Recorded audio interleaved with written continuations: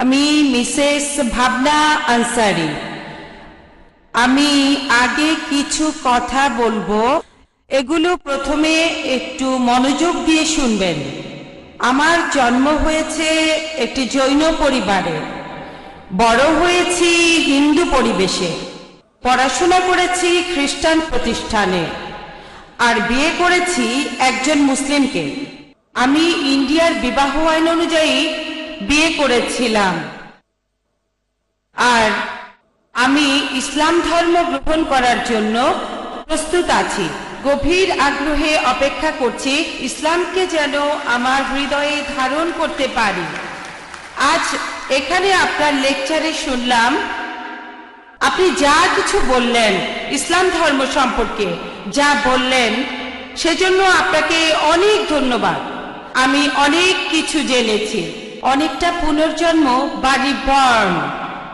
তবে আপনি সেসব কথা বললেন, আর ইসলামও যেগুলো বলছে মাফ করবেন, আমি দেখি যে মুসলিমদের বেশিরভাগই এগুলো মেনে চলে না। তারা আমাকে আকৃষ্ট করছে না। আপনি কি কোনো সমাধান দিতে পারবেন? কারণ আপনি যখন ইসলামের মৌলবাদ নিয়ে বললেন সেটা পজিটিভ, যখন অসহিষ্ণুতা নিয়ে বললেন সেটাও পজিটিভ, কিন্তু বাস্তবে এমনটা দেখি না। এ ব্যাপারে কি কিছু বলবেন? বোন খুব সুন্দর প্রশ্ন করেছেন।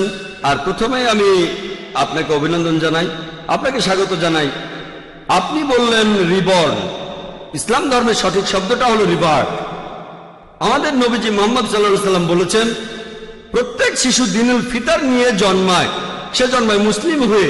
মুসলিম মানে যে নিজের ইচ্ছাকে আল্লাহর কাছে সমর্পণ করে। প্রত্যেক শিশুই যখন সে জন্মগ্রহণ করে সে আল্লাহর কাছে নিজেকে সমর্পণ করে। এরপর নবীজি বলেছেন তাকে প্রভাবিত করে বাবা মা, গুরুজনেরা, তার শিক্ষকেরা। তারপর সে হয়ে যায় অগ্নি উপাসক, ভুল পথে চলে যায়।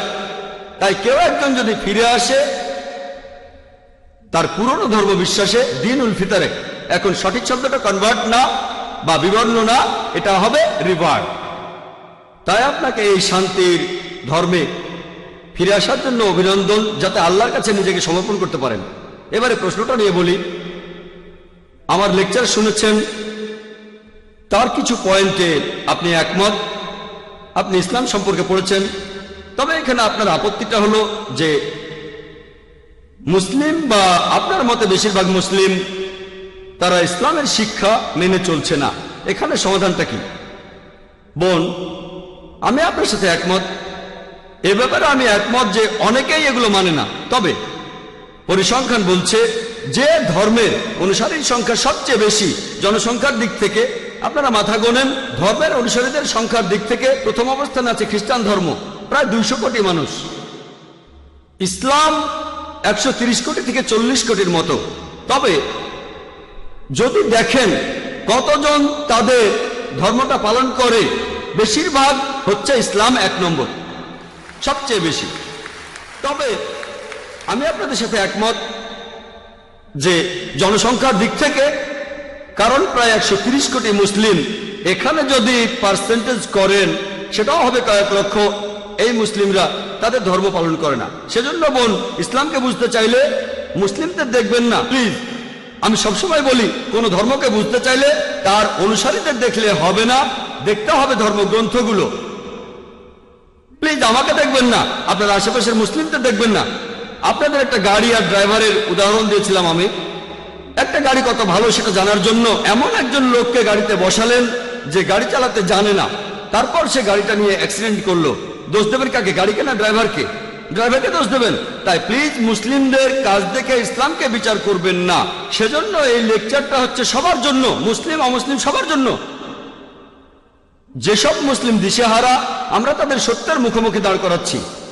কারণ হয়তো তারা নামেই মুসলিম, আমরা চাই তারা ধর্মের নিয়ম পালন করুক। একই সাথে ইসলাম ধর্মের বাণী আমরা অমুসলিমদের কাছে প্রচার করছি, যাতে তারা এই ধর্মটাকে বুঝতে পারে।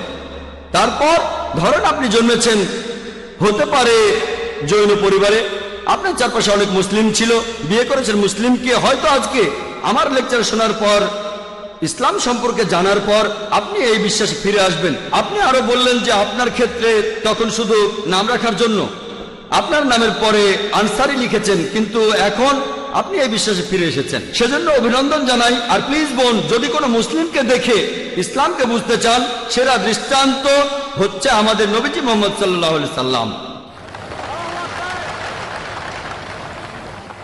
এই পবিত্র কোরআন আর নবীজির কথাগুলো এখানে মানুষ জাতির সব সমস্যার সমাধান। মুসলিমদের দেখবেন না কিছু মুসলিম ধর্ম পালন করে আর কিছু মুসলিম ধর্ম পালন করে না, তাই দেখবেন এই পবিত্র কোরআন বুঝে পড়েন, মেনে চলেন, ইনশাল্লাহ আপনি ইহকালে শান্তিতে থাকবেন আর পরকালেও শান্তি পাবেন ইনশাআল্লাহ।